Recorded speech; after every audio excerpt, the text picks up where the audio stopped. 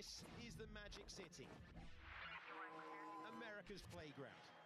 This is Miami, where celebs it's amazing. and yachts steal the spotlight. But make no mistake, the racing delivers. Now, in its 5th iteration, the site of the reigning world champion's first win. It's a landmark day for Lando!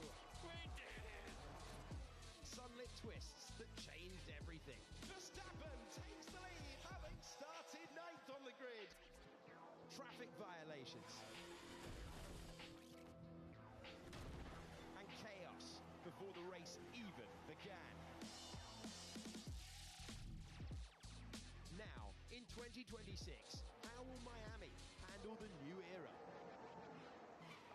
After Norris snatched victory in the sprint, and Antonelli locked down pole position for the Grand Prix, it is time to buckle up, because here in the 305, anything can happen.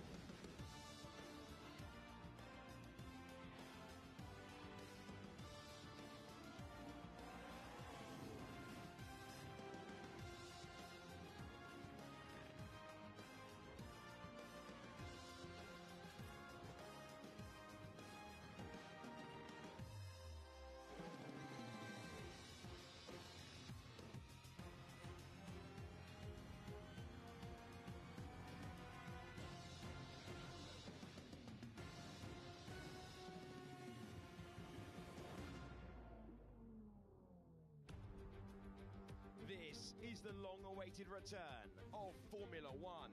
Today we bring back the horsepower, the noise, the battles, and the rivalry, because it is time to go racing once again. Streaming around the world in IMAX cinemas across the USA, broadcasting directly to the Autodrome in Miami, and live on Apple TV. This is Formula One. It's the Miami Grand Prix. It's round 4 of the World Championship in 2026. Our circuit runs to 3.3 miles.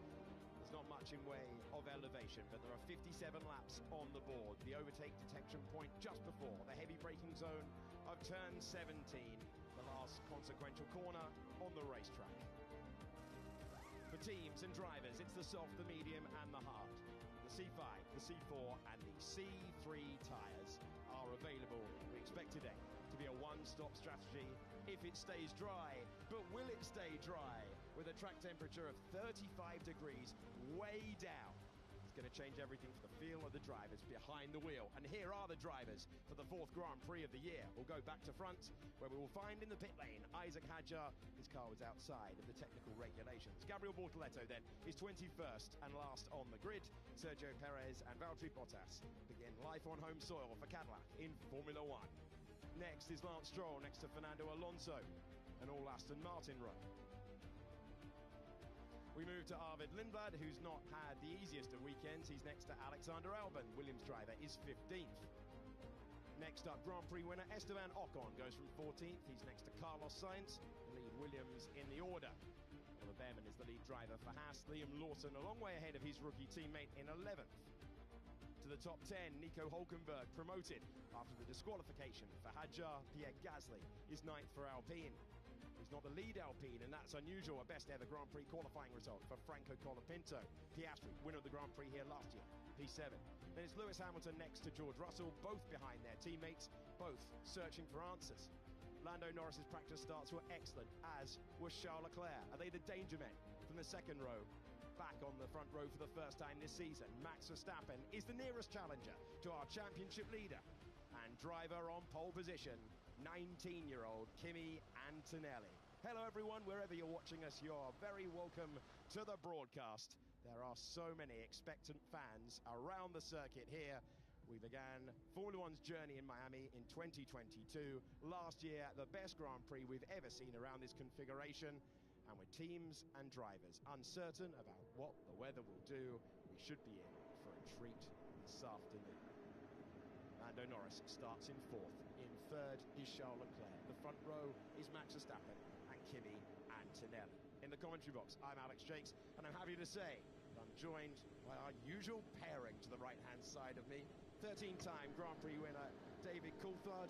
How are you this fine afternoon? Yeah, I'm good, thanks, Alex. And I'm just checking in with the what's been accurate weather report. And it's suggesting that some light rain in 15 and, well, double drips coming out of a small cloud in 30, which would suggest to me a bit more than light rain.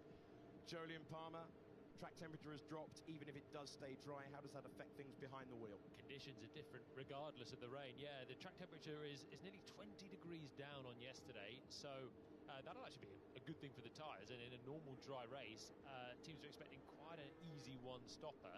Everyone starts on the mediums, but the grip level is going to be down as well. So because the rain, there was a huge downpour this morning, a very wet F2 race as well.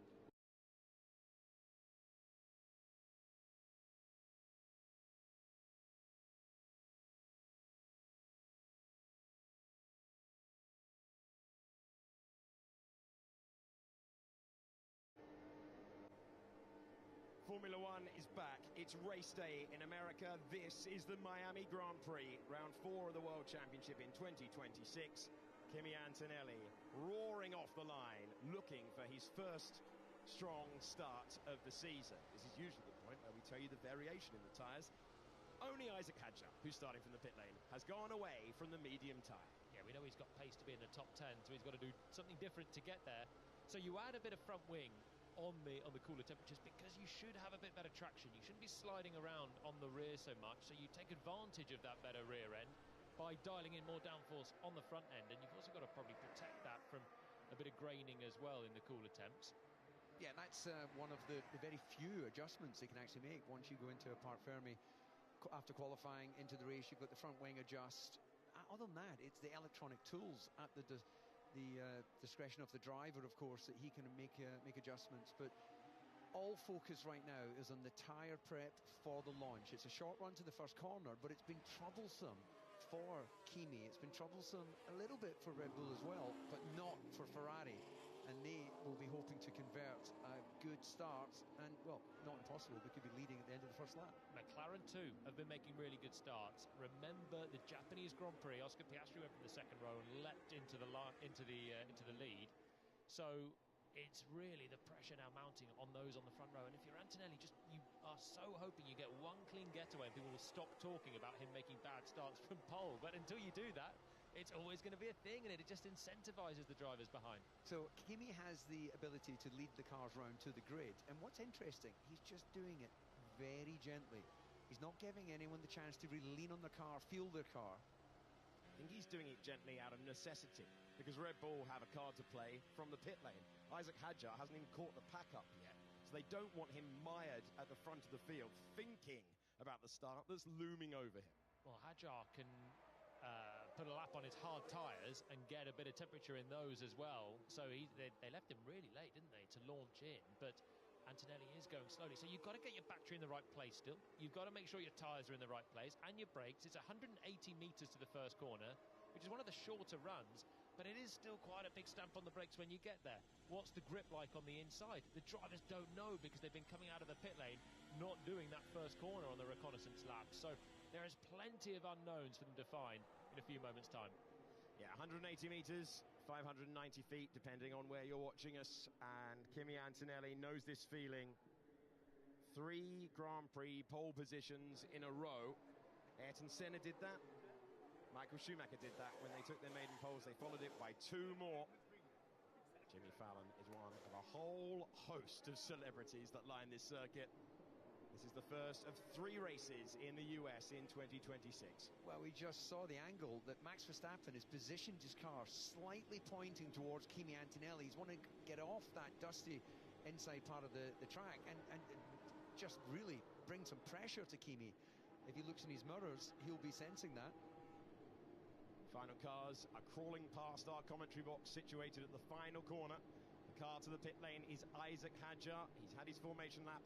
He's in position. The last car on the grid is Gabriel Bortoletto. Audi will be hoping for reliability. The front four dreaming of Grand Prix victory.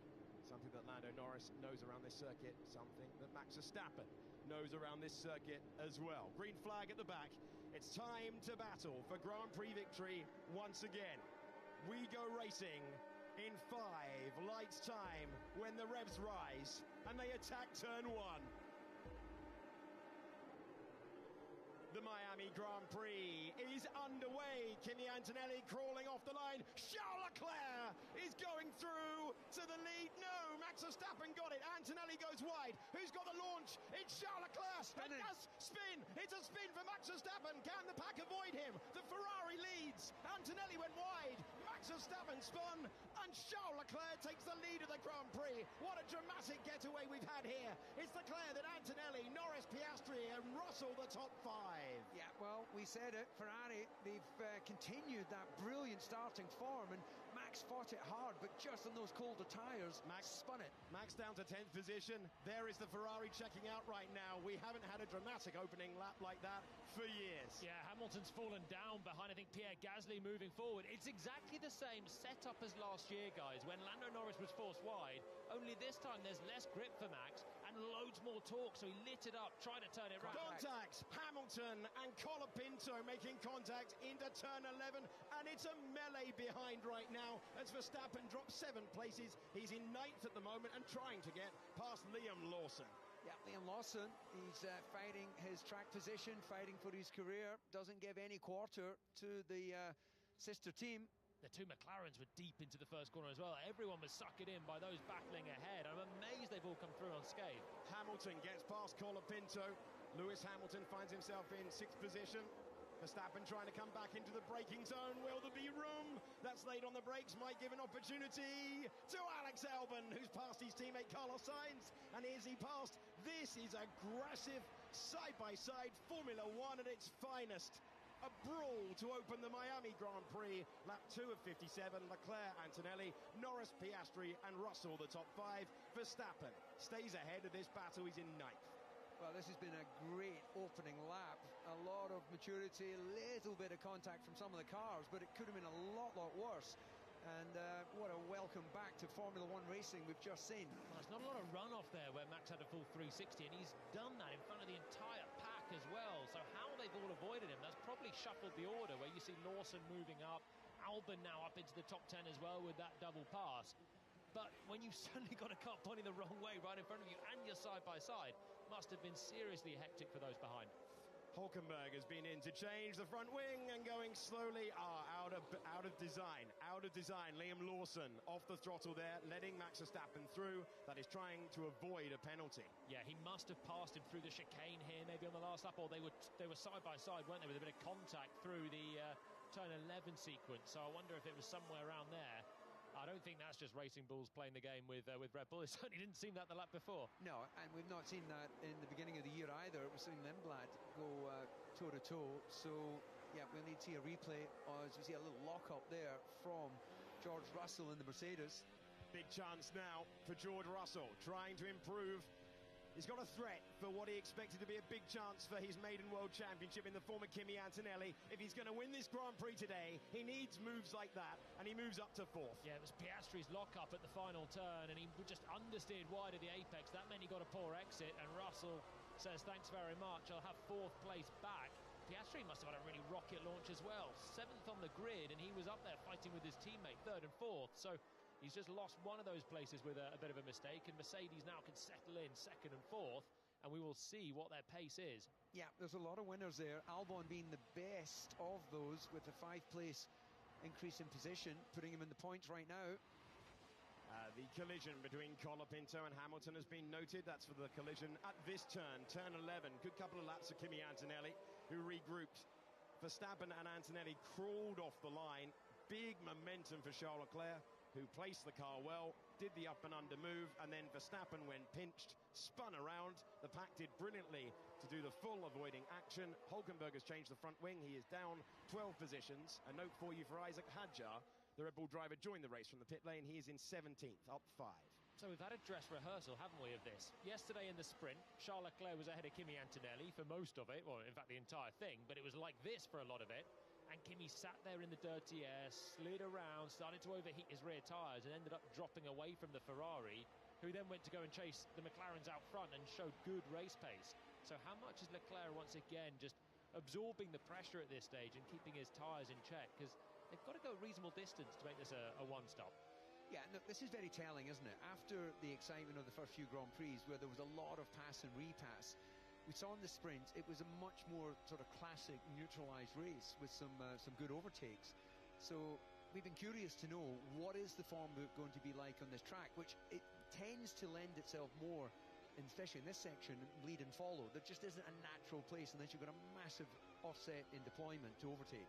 Loads of understeer on board Lando Norris coming through turn 8. You can see he has overtake enabled, so that's a little bit more energy for him to deploy around a lap. But it's not massively effective because the harvesting's not Out huge. front, battle for the lead. Kimi Antonelli versus Charles Leclerc. And Leclerc hangs on to it. We could see on board with Lando that it was getting closer and closer and closer. And the Ferrari man stays out front. But there's a big charge coming. Sorry for interrupting you, Joe. For good reason. Thank you for interrupting me. Well, I think you might need to interrupt him again as we get on to the long back straight. Saying that, Antonelli, big handful of oversteer, which would have affected a little bit his drive off of turn 16, but expect to see an overtake down into the hairpin. Looking to be late on the brakes, on board with Kimi Antonelli. Gets to the inside, where's our Ferrari gone? We're to the apex first. Kimi Antonelli takes the lead, but can Charles Leclerc place the car well, like he did in the opening round of the year? Looking for the inside line, Antonelli, the new race leader, stays ahead. Leclerc waved him through, in fact, at the final turn. They were playing sort of overtake line games, a little bit like the old DRS games. So now Leclerc will have that little bit more energy to use on this lap. Can he stay close enough in this phase of the lap? Alex Albon to the inside on Liam Lawson. That's a battle for 9th place on the left-hand side of your screen. And Albon gets through. Leclerc's close. Lando, stay with them. Be patient. Let them yo-yo. Doesn't look that patient, does he, as he's hustling the back of the Ferrari. Here we go. Yeah, the difference between the cam engineer sitting on a pit wall and a race driver starting to overheat. Heart rate probably sitting around 140 as here comes Leclerc on the outside. Pass and repass for the lead of the Grand Prix. The Ferrari man back out front. Charles Leclerc, P1 in Miami. So that's yo, and what does Norris do about it now as they come round? So Antonelli unable to defend. How about Liam Lawson? He's got Gasly and Albon directly ahead.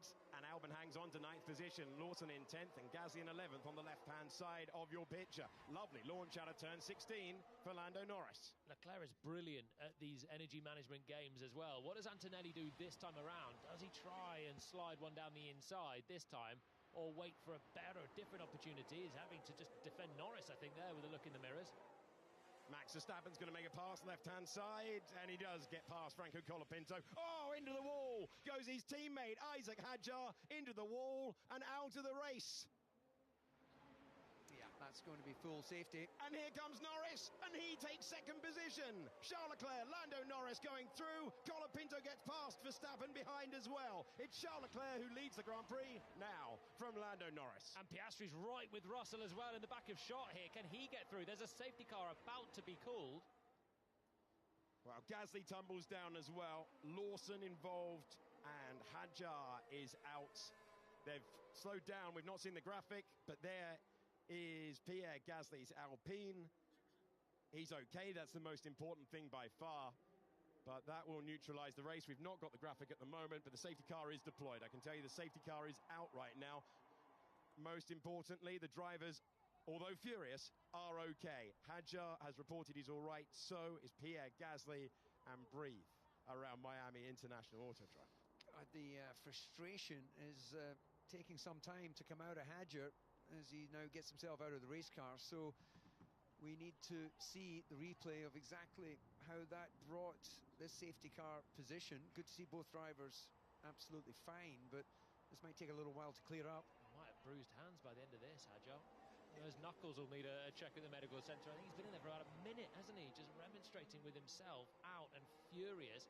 Gasly's ended up in the oddest of positions there as well. So through the apex of the corner at the final turn. Yeah. Hadjar, it feels like Hadjar's in a different place. Yeah. It feels like Hadjar's in a different place to Gasly, so there's a lot for our replay team to sort out here at the moment. Yeah, the graphic isn't actually showing the cars on our track map, so that is making it somewhat tricky to give us a fuller picture. Gasly's at the final real corner of the racetrack, the hairpin at 17. I think Hadjar's at the 14-15 chicane, but that might not be the case. We'll clear it up. So if they had... How have they've both gone off at the same time, but at different corners. Has there been damage somewhere on Gasly? Because that car is positioned extraordinary up on the barrier. Looks like it's been launched, especially on the exit, in your sort of middle of the corner towards exit. I'm going to give you a guess. I reckon Lawson and Gasly have tangled, and I reckon Hadjar's had his own incident further, like earlier in the lap. So we'll see if that's right. No, it's a total, Inspector Morse. It's a total guess. Max Verstappen's into the pit lane, but those are the names that tumbled down. So we'll see if it's correct.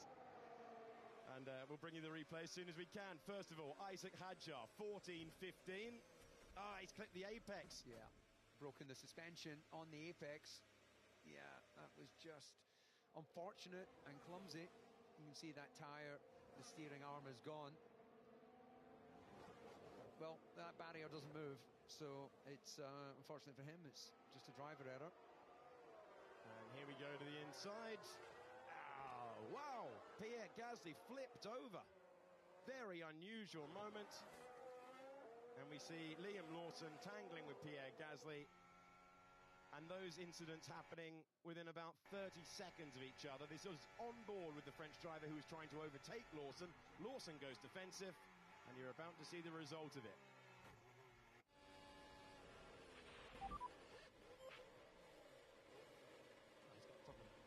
He's got a problem.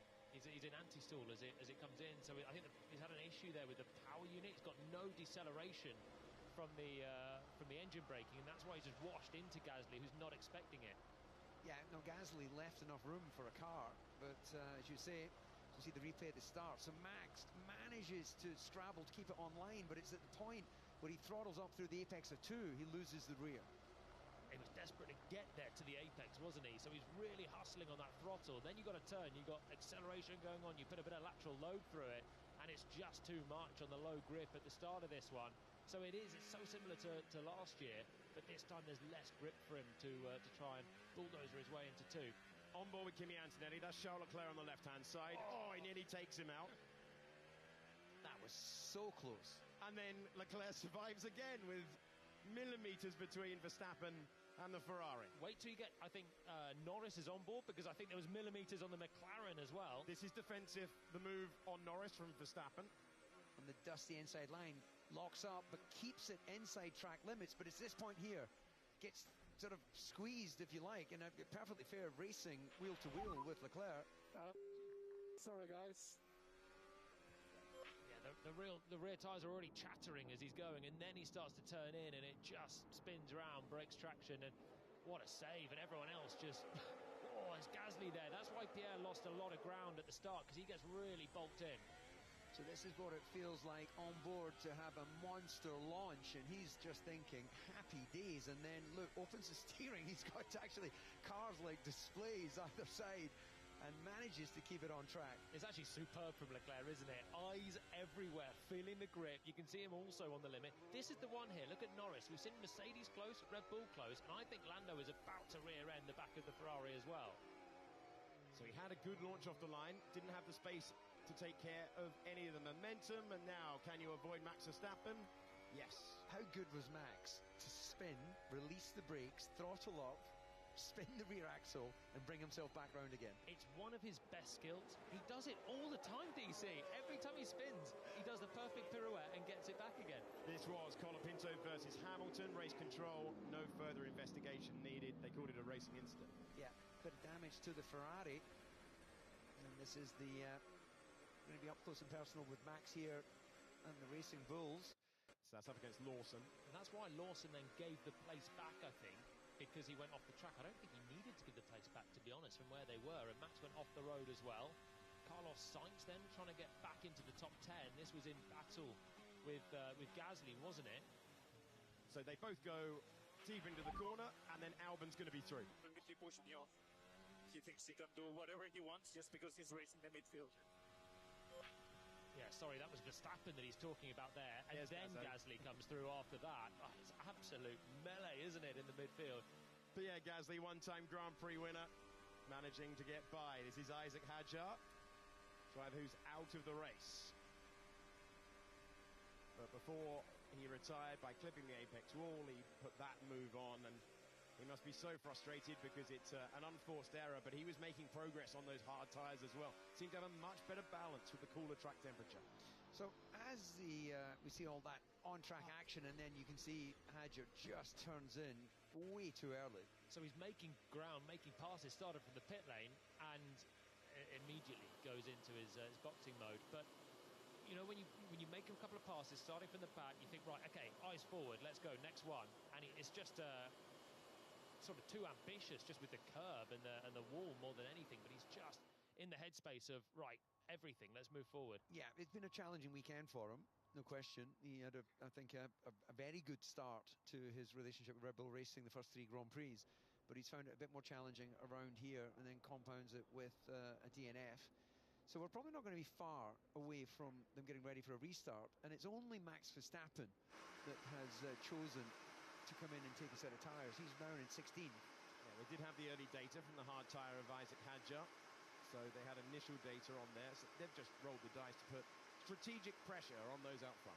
I think he can probably do the race on that hard tyre. Of course, let's not forget there's rain in the air as well. So Max doesn't want any rain now if he's on the hard. A bit info, we have a set of rain 20 minutes away. We keep an eye on it. Set of rain 20 minutes away.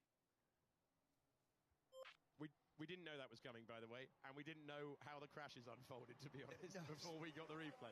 Absolutely. Well, my local radar, we don't know when that radio message was played, of course, but it's telling me 15 minutes to the first little cell of rain and 30 minutes to more significant rain. So I think that's what everyone else is looking at, to not take the free pit stop or the cheap pit stop. Of course, Max had less to lose because he dropped back with that spin at the start. So it's a gamble for Red Bull that no one else fancied taking, to then be mired in the midfield, which is where Verstappen is. A pit stop in clear air is about 20 seconds. Under safety car, it's 11 if that were to come, but of course the field's so bunched, it's the track position that you'd lose at this stage. Yeah, as we said, he's down in 16th place. Bunch of cars ahead that he should have little difficulty getting past, and Stroll, Bortoleto, Perez, Lindblad is probably where it starts to get a little bit more tricky. He's cleared a lot of them already, hasn't he, after that start, and managed to come through. So just hoping that he can come through quickly before any rain does fall, if it falls. And if it doesn't, if it somehow misses us, then everyone's got to take a full 20-second pit stop, assuming there's no more safety cars. And we say fortune favours the brave, and that's clearly what Red Bull aiming for victory rather than just trying to build points. We're behind the safety car on lap 10 of 57 here at Miami International Autodrome. First race held here in 2022. Last year's was the best. We'll call that the best so far, because it has been very dramatic to start things off in 2026. Oscar, there's a possible short shower on lap 25. That could be heavy, but not long duration. Engineers covering all the bases there. Possible short, heavy. You know what that means to me if I'm driving. I'm thinking this is a stay out on slicks jobby, isn't it? You don't pit for a short duration heavy. You just somehow keep it on the road on what will be quite worn medium tyres at that stage for Oscar. That is the hardest skill for a racing driver to have to do. Let's bring in Ruth Buscombe, our strategist, for an overview on the decision taken by Max Verstappen and Red Bull. Ruth. Love it, great. Those tyres can get to the end of the race. He did 45 laps back in 2023 to win on a reverse strategy. Taking that cheap stop makes sense. Little to lose, lots to gain. He can now lean on that tyre and go through the field. The question mark is if that rain will come. If it comes in the medium window around 25, he'll lose out.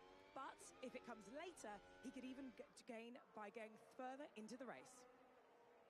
Thank you, Ruth. We're behind the safety car on lap 10 of 57. Charles Leclerc, taking the lead of the race, was nearly taken out twice in the opening 2 corners. But by the time he got to turn 5, he had the lead and he built a gap. Lando Norris got past Kimi Antonelli. Antonelli led the race at one point. We have 4 retirements.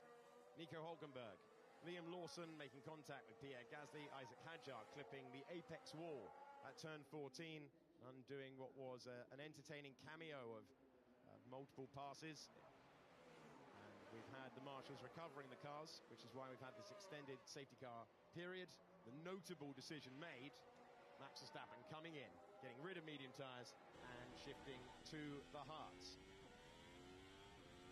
We barely covered it, but how important was that pass for Norris as well just before the safety car came out? It was just the one straight before. So in the timing of yo-yo racing, when you have a safety car, that is a hard reset on the yo-yo coming back to the hand, isn't it? And it's come back to the hand with Norris now in second place, the sprint race winner, has good race pace, McLaren with upgrades on the car, and with the safety car ending now, they'll be able to all recharge the batteries, and so Norris can be having a look at chasing and fighting with Charles Leclerc out front. Yeah, look, I think that's a good reminder that even if you think a safety car is coming, you've got to keep pushing until that point, and that information comes on your dash. It was quite a slow reaction to the information coming out, especially with two cars clearly needing to be recovered, but we'll get into that in the post-race analysis.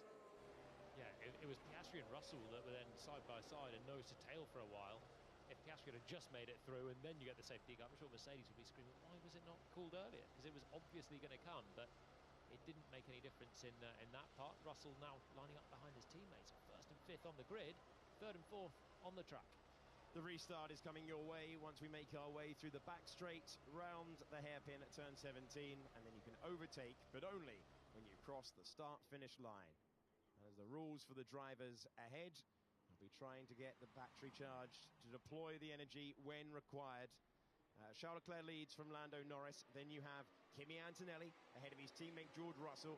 Oscar Piastri is in fifth. Then it's Hamilton and Colapinto. Remember what we saw from them on the opening lap. And then the Williams pairing of Alex Albon ahead of Carlos Sainz, Oliver Behrman ahead of Esteban Ocon. Over to Charles Leclerc to dictate the pace. He has to let the safety car go back to the pit lane when we go back to full-speed racing in the jurisdiction of the Ferrari man. I tell you what, Norris is sniffing his exhaust pipe, not giving him any chance to sort of bolt early. This is so slow, and now he goes, Leclerc. He launches back to full-speed racing. The green flag flies once again at Miami International, and it's a good restart for Charles Leclerc in the opening meters. He uses the straight mode and the rotisserie rear wing. It's Leclerc, then it's Norris, and to the inside is George Russell staying ahead for the moment. Piastri, does he have the room? Piastri carves on by, and he reacted quickest to the restart. George Russell has struggled on restarts we've seen before earlier this year. Now Lewis Hamilton trying to inflict more punishment. He's not able to do so. Piastri back to fourth. That was kind from Russell, I think, to allow Piastri through. I mean, that move shouldn't have been possible the way that they were lining up. But he just gave Oscar the space, and he had the drive on the exit. And it's another miserable safety car restart then for George Russell.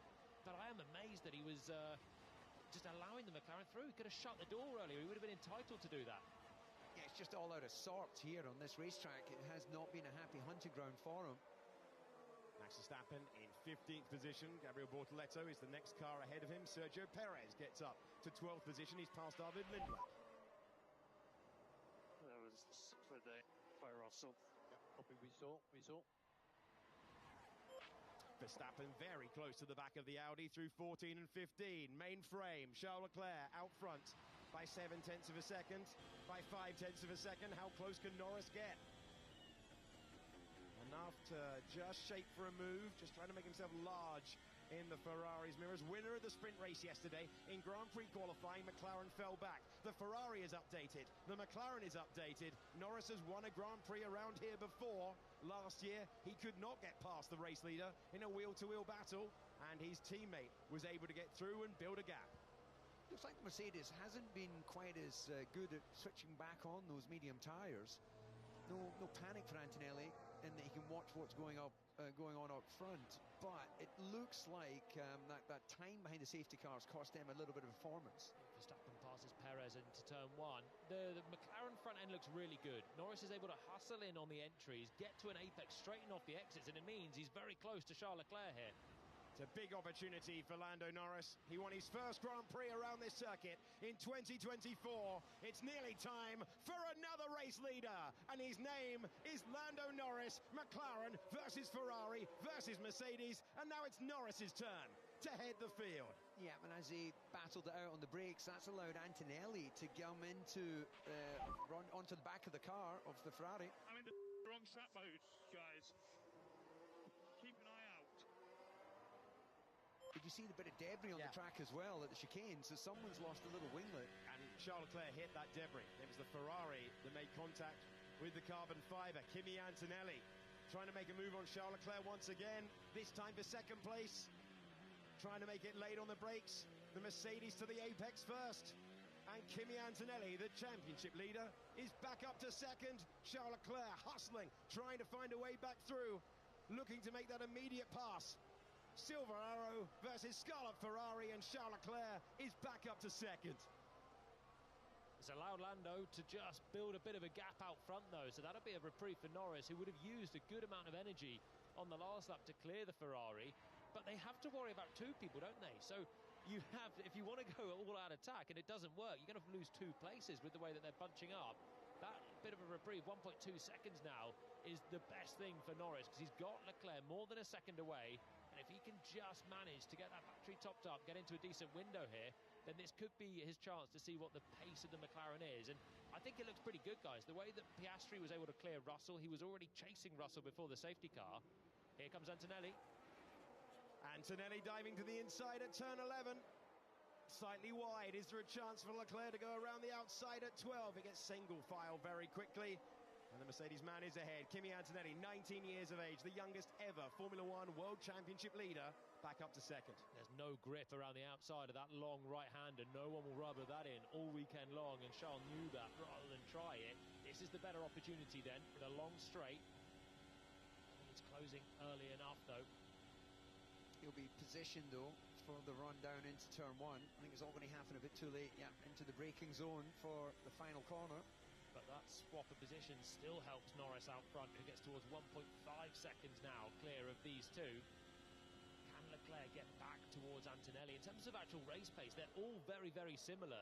And that's why a little mistake here, a bit of energy management that can give you an advantage elsewhere, can make all the difference. Suddenly, Leclerc sliding a little bit, coming through turn 3 that time. They've also got to be careful of overheating the rear tyres when they're fighting this hard. They're getting close to sprint race distance, but of course they've got more fuel on board, and we're on what we refer to as a green track, a track that's had rain, had some of the rubber taken away. There was some support racing earlier as we saw Leclerc sliding the car. And, well, this is allowing Norris to break away a bit. It's all good news for Verstappen as well, who is 12 seconds off the race lead. So if everyone, well, they all have to pit ahead of him. And when they do, currently, Max will be the race leader without having to pit. So it's worth keeping an eye on him. And the clouds ahead, which are getting a little darker. And we're expecting that rain to fall soon. Yeah, on the menu for you in the next couple of laps. The others getting to the end of their medium tyres and coming in to make the mandatory swap to another compound. There is no mandatory pit stop rule in Formula One, but you must use 2 compounds in a dry race. We're expecting that to be medium hard across the course of the day. Also, the weather was predicted. We heard on the radio lap 25. We're on lap 15 of 57. But it's looking to me, just getting this updated, is pinpointed right here on Miami Gardens. The rain likelihood is disappearing. There's a late lunge. If you're Max Verstappen, I think he cleared Oliver Behrman into the braking zone of turn 17. He did, and he moves up to 10th position. Verstappen's confidence on the brakes, looking like the Verstappen of last year when he won the final 3 Grand Prix in a row, and he was on the podium 10 times in a row to close out the year. Yellow flag momentarily waving around the circuit, now withdrawn. Verstappen knows he cannot afford to mess around and waste a lap or even a sector fighting with the Haas guys. Lindblad, he's got the Williams duo up next, who are both running in the top 9 still. He needs to side his way through because he's still in contention here when this shakes out. If that rain doesn't fall, you're pretty worn, hard tyres by the end of this, but they should be able to go to the end still. And he's taken that pit stop. Verstappen is in the left-hand side of your picture. You also have the nature of drivers like Colapinto, Sainz and Albon, who are thinking about their race. Alex Albon's not scored points since September last year in the Italian Grand Prix. He will be desperate to get back into the top 10. Carlos Sainz will be desperate to stay ahead, and Colapinto is having a great all-round weekend. He's the last Alpine. They have no interest in fighting Max Verstappen at all, who is still a contender for the major places in this Grand Prix. Yeah, look, this would be a major result for Williams right now, given the start to the season. So, as we see there, the Verstappen incident, we'll see if there's any action taken on that. Crossing the white line on pit exit, so he was under safety car. He was probably racing someone to the safety car line. Whoa! From miles back, Max Verstappen. Oh, too far back, and Alex Albon doesn't give him the room. His former teammate shown to the extremity of the white line, and Albon continuing on. Sainz is the lead. Williams here. There's the move to turn one, and Verstappen just carving his way through, and that continues. Yeah, well, look, that was some brilliant defensive driving there from Albon, but in the end, the inevitable happens, and all that's happened is it's just given a bit of breathing space to Sainz. He'll be in the same place probably this lap, though, won't he? Max is in no mood to wait around. Piastri past Leclerc. He's through. The McLaren driver is through. But for how much longer? Piastri deploying the energy, and Charles Leclerc, who hasn't won a Grand Prix since the USA in 24 when we raced in Austin, Texas, says no more, but look, he's lost a huge amount of time. He's 4 seconds off the back of Antonelli. He's had an issue, and suddenly, I don't know, he found a different mode or something, so Piastri just blasted past, then Charles has managed to get it sorted and get back through, but he was close to Antonelli, and now he's 3 seconds back, so something has gone awry for Charles Leclerc on that lap, and it's brought Piastri back into play for a podium. For the moment, it becomes a two-horse race for victory, and it becomes a multiple-car battle now for the final step on the podium. Lando Norris trying to win his first Grand Prix today since Brazil last year. Antonelli trying to do a hat-trick of consecutive Grand Prix wins. In 3 in a row, he's never failed to convert a Grand Prix pole, won the last 2. Today was his 3rd, and he's been up and down the order in 2nd with breathing room, crucially, at the moment for the first time in the Grand Prix. Leclerc trying to win for the first time since Austin in 2024. Left-hand side of your picture was the side of Max Verstappen getting another place. He's up to 8th past Carlos Sainz. Yeah, looking at the times, Leclerc must have had an issue in the first sector. Could he drop a full 1.5 seconds there? There was a little bit of time loss in the middle, which I assume was battling as we go on board with Max Verstappen. Now, this is the Albon move from so far back. That was from downtown Miami. That's not allowed. Yeah, you can see Max going straight. That's his left thumb going for the radio there. So as soon as it's happened, he's on. You knew that was coming, but he didn't wait around, did he? And made it back through on the next lap. Oh, so that's Leclerc then. That's what happened to Leclerc. He's almost put it in the barrier. Piastri then comes through. So Leclerc's chasing Antonelli and trying to get the exit off turn 8. Has a lurid oversteer. On board, that will look pretty snappy towards the barrier.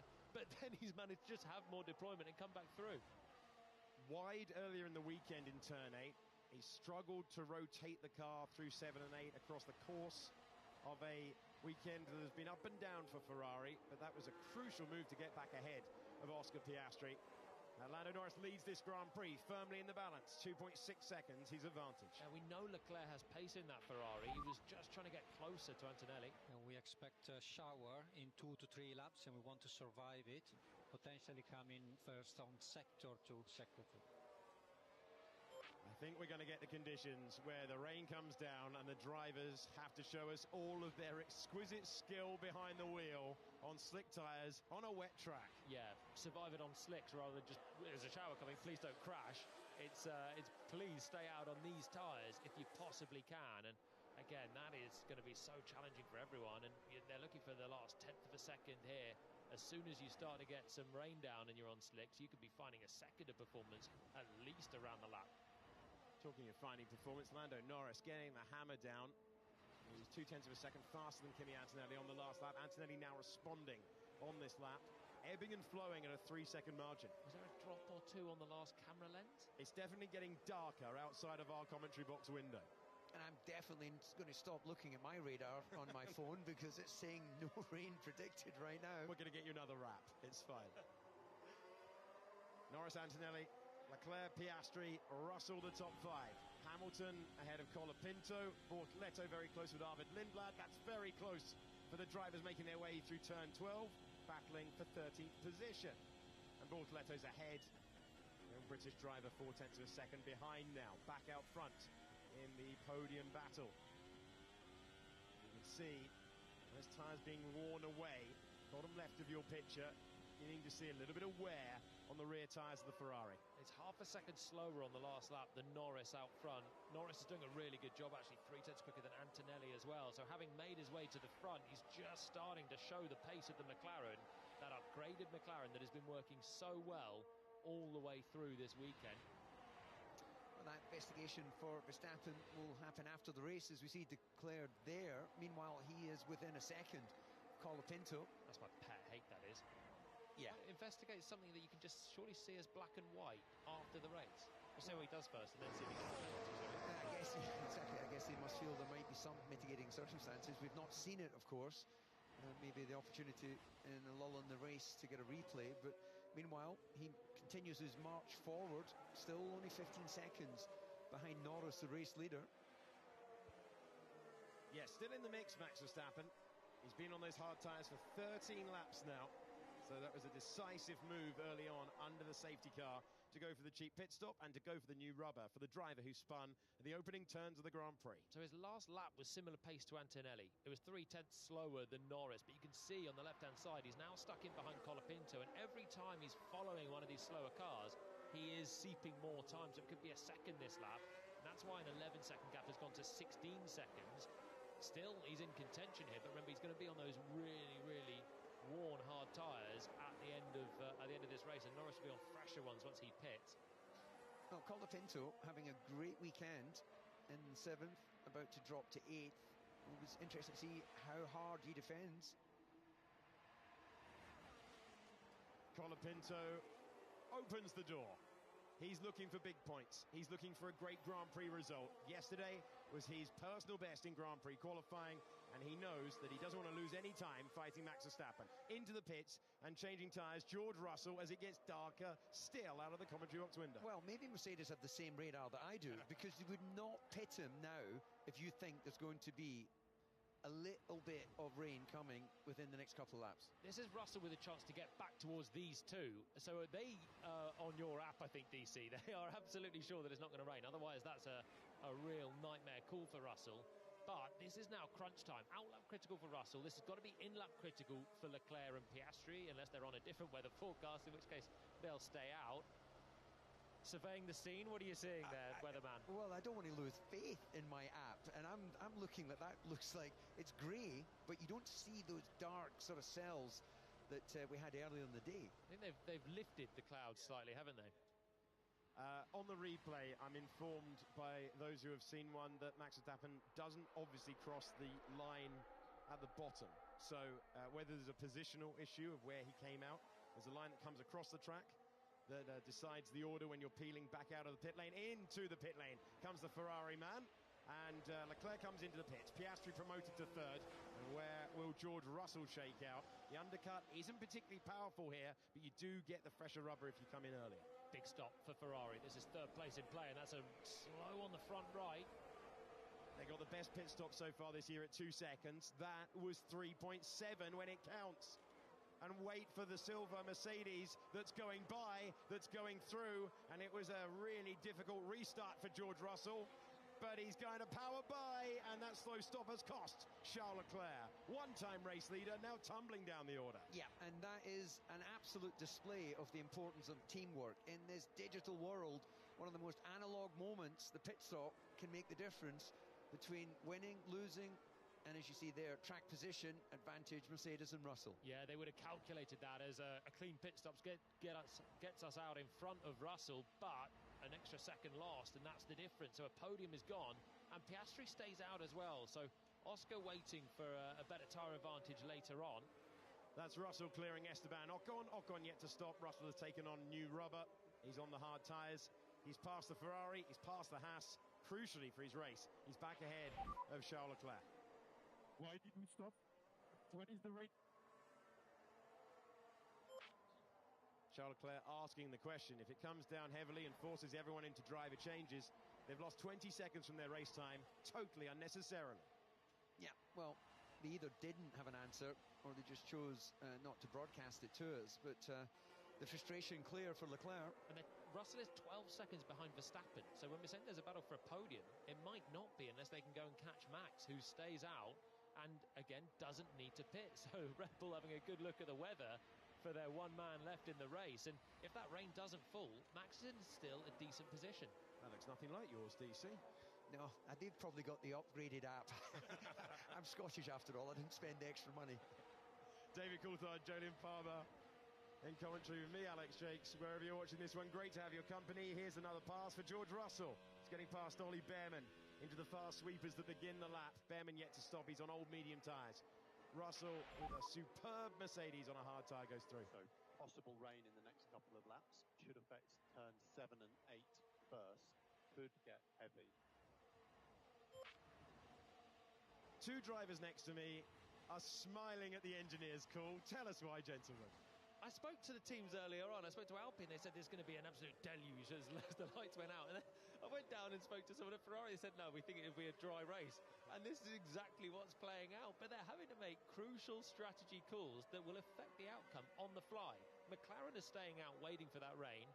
Ferrari obviously suddenly think it's not coming. Mercedes maybe never did. Well, traditionally, what happens is you send someone that's follically challenged upwind. Next time you take the decision, please speak with me. I'm here as well. I can tell you, he did not get a reply. So there was no answer offered. We would have broadcast it to you if there was. There was no answer offered. And he's deep. Gone wide. He's deep into the hairpin. He's losing more time. A frustrated figure right now, Charles Leclerc. Yeah, so just to expand on what I was saying there before we got that radio message, it's traditional to have some member of the team be upwind just in case your local radar isn't giving you exactly the information that you need. So it worked well in the past historically. Teams like Jordan have got race victories out of doing that simple task rather than relying on what you can see on the pit wall. The world's most advanced sport. All of this prototype technology, and sometimes you've got to stand someone on a hill nearby. It's the glorious thing about sport at this level on a changeable day of conditions. We are heading to lap 25 next, when the rain was predicted by McLaren to arrive. They've left both cars out as well, and the Williams of Alex Albon has not stopped. He's trying to get out of the way of George Russell because he doesn't want to lose any time. Russell goes through on those new hard tyres. Yeah, Russell sat behind him for quite a while, actually, and now Leclerc's scooped into the back of the Williams as well and should clear him on the next corner. Well, the next straight coming up just after this chicane and turn 16. Yeah, the best thing, well, it'll happen anyway. Leclerc will be able to slipstream past very easily on the Williams, but it's about seeing the big picture. If you're a midfield runner, you're looking at total race distance. You're fighting over a piece of tarmac with a car that's much faster. It's just going to add race time. Yeah, those Haas cars behind Ollie Behrman and Esteban Ocon have been pretty quick so far this year. No upgrades on them, and Williams have had plenty. Has managed to get them towards and into the midfield, really. An impressive upgrade package from a low start point this year. And Albon senses there's points, and up the road is Carlos Sainz as well, just a couple of seconds ahead. So you're completely right. Their battle is with Haas today, and needless to say, not Ferrari and Mercedes. Charles Leclerc in 9th position at the moment, not too far away from George Russell, but crucially behind George Russell after that critical pit stop went in favour of Mercedes. 3.7 seconds, leaving 1.7 seconds on the table to their best so far this season. Russell using a lot of the road, really rotating the car through turn 8, trying to break clear of the Ferrari. Yeah, that is Hamilton ahead, and Verstappen's just took about 9/10 of a second out of on the last lap. Those fresher hard tyres working for the Red Bull.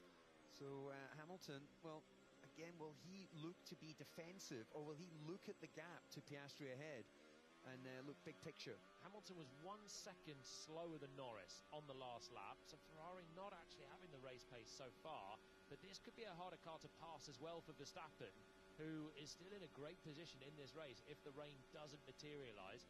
Antonelli's slowly closing in on Norris as well. He's been putting in a string of laps 2-3 tenths quicker than the race leader, so that's still very much up for grabs.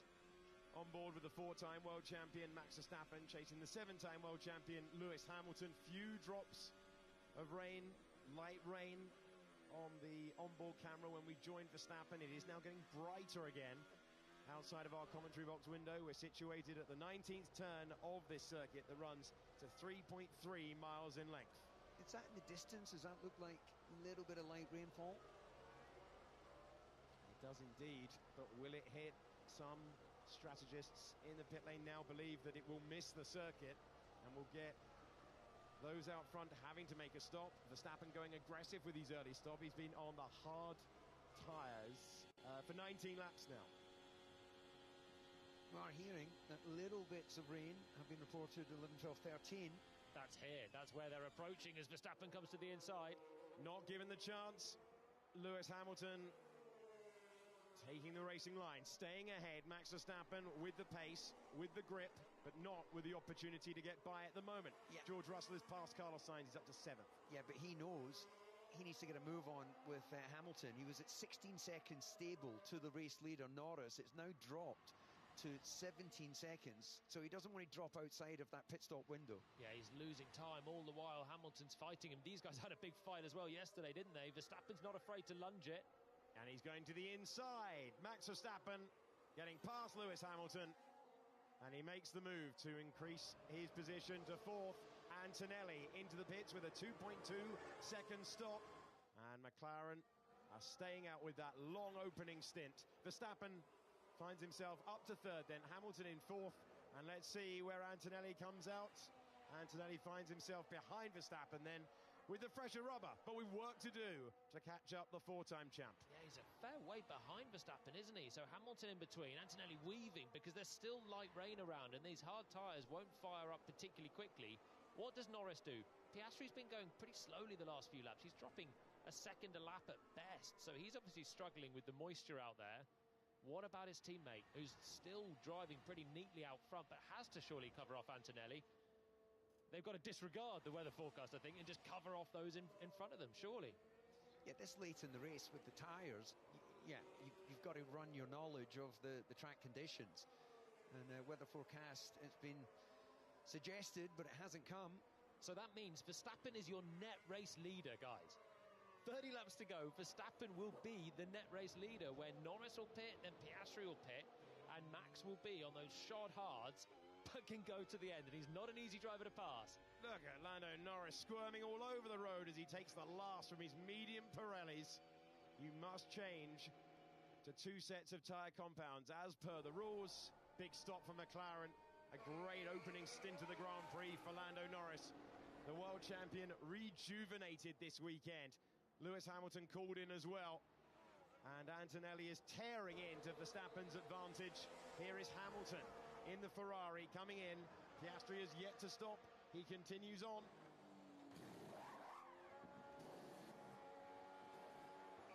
Antonelli all over the back of Lando Norris, left-hand side of your picture. Antonelli versus Norris. This could be big. It's huge for Kimi Antonelli, and he gets past Lando Norris on the exit of the corner. The Italian driver now has to close down 1 second. He's been roaring into the advantage of Max Verstappen, who's the car out front. Hats off to Mercedes. They've called both of their drivers' stops perfectly. Russell through past Leclerc. Antonelli past Norris. What can Lando come back with? And all the while, Max Verstappen is now just in front. Hamilton's pitted. Oscar, we're going to pit and cover him. Use the pace now. Use the pace. Well, if there's pace in hand, Lando Norris has got to show us. Does Oscar Piastri have anything? Verstappen with the advantage out front with the old tyres. Antonelli with a big, big move past Lando Norris, and Norris will want to claim it back. Different teams, different drivers, Grand Prix victory on the line. I feel like this is it now. Verstappen's clearly struggling. Those hard tyres have been put to work, clearing all of the midfield, and now the fresher tyres are on. He's surely not going to be able to cover off Antonelli and Norris for too long, but can Norris pass the Mercedes once again? This is the race-winning move right here. Yeah, Norris knows this could well be his opportunity, as Antonelli is neutralised slightly behind Verstappen. Piastri comes into the pits. This is now for the lead. Here we go with Lando Norris, trying to take back the place that he lost in these corners before. Antonelli stays ahead. Can Norris get by? Verstappen has the advantage, and the early stop has given him the lead, but it's these two who are the danger for victory, the silver Mercedes and the orange McLaren. Antonelli versus Norris for the win, but it's the advantage for Max Verstappen. And oh, Antonelli's in a tight spot, isn't he? Verstappen slower but ahead, so difficult to pass. You've got Norris now just nipping at your heels, trying to take that position back that could be so critical. They're on the long straight. Has Antonelli got something to offer? Yeah, look, he'll dump his energy to try and get a pass done on the outside, on the brakes. He's got it! Kimi Antonelli takes the lead. Max Verstappen loses one place, hangs on to second for the moment. Antonelli needs to give it everything in the next couple of corners to try and build a gap. Great place to pass, though, because Verstappen is slow through these corners and Norris cannot follow through just yet. So can Lando now clear Max on this run and go herring after the Mercedes? But that was a critical clean pass at the first time of asking for Antonelli. Yeah, absolutely brilliant. Read his opportunity well. Here will come Lando Norris. Norris will climb to second place. Verstappen getting that race lead from a very, very early strategy. Second place for a couple of meters, then I'll take it back. Then Norris will go back through, pass and repass once again. But it's Norris with the grip, Norris with the place, and it's Antonelli versus Norris for the win. Oh, before long, it would be shades of last year again, wouldn't it? Piastri through with a clean pass that Norris took a little bit longer to do. But this time, Verstappen could not get his elbows out wide enough to prevent Norris sweeping straight past. This is Charles Leclerc trying to take back the place that he lost in the sequence of stops. The Ferrari driver in 6th position at the moment. Colapinto has yet to stop. That's why he's in 4th position in the Alpine, having his best ever run in a Formula 1 Grand Prix right now. The Argentine driver with an enormous amount of support around this circuit. Leclerc actively recharging down towards turn 4. He was so close to Russell. Russell wouldn't know that he was going to do that, so had to deploy a bit more. This should give Charles a pretty good run down towards 11 as well now. Be able to use what he's just saved on the battery. George Russell in the Mercedes, Charles Leclerc in the Ferrari. Here's a replay of Oscar Piastri's pit stop. Piastri's behind both of these. And slow on the front right. Valtteri Bottas has been given a penalty for speeding in the pit lane. Driver currently circulating in 18th place. Antonelli used all of that battling between Norris and Verstappen to pull a full second on the last lap on Norris, 2 seconds on Verstappen, so that gives him a bit of a breathing space. I think if you're Norris, you're going to be pretty miffed at this stage, aren't you? Controlling the race, clean passes early on, just there's nothing worse than being undercut. You've done nothing wrong from the cockpit. In fact, the pit crew did a great job. It was a clean stop for McLaren. They just pulled the trigger too late, and it's a simple slam-dunk undercut for Antonelli. He had to still execute it on track. Here's the Ferrari going through. Charles Leclerc gets back past George Russell. That one's been coming for a couple of laps. And Charles Leclerc will try and chase down those ahead. The one-time race leader regaining a place. He's up to 5th, with Colapinto still to stop. Yeah, up to 5th, Colapinto ahead, who is yet to stop as well. So it feels that Alpine have maybe been rolling the dice of hang on there for the possible rain, possible intermediates, but it's not coming so far.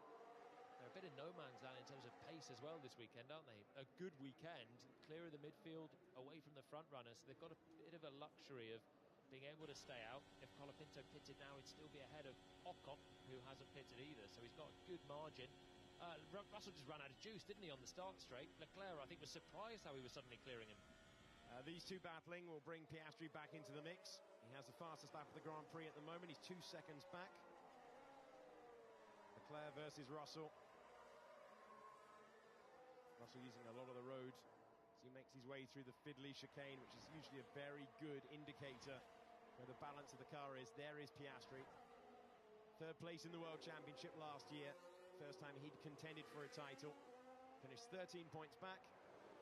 And the eventual winner, Lando Norris, who is getting very close to the magical 1 second window, getting access to overtake mode, which is detected just before this corner. Yeah, Norris not sort of resigning himself to that, understandably, in 2nd place. He's working into the window on Antonelli.